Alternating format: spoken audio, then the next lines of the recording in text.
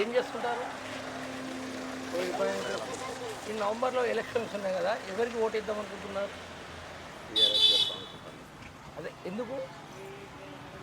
ఎందుకంటే ఇక మాకు మొదలకంటే టీఆర్ఎస్లో ఇప్పుడు నిలబడేది నన్నపనేని నరేందర్ నిలబడుతున్నారు. ఇప్పుడు ఓటు ఎవరికి ఇస్తున్నారు మీరు? అందరికీ నన్నపనేని నరేందర్ చెప్తారు. Thank you.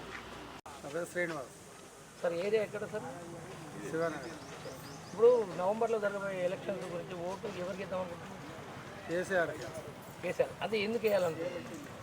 ఆయన మంచిగానే అన్ని బాగానే చేస్తాం.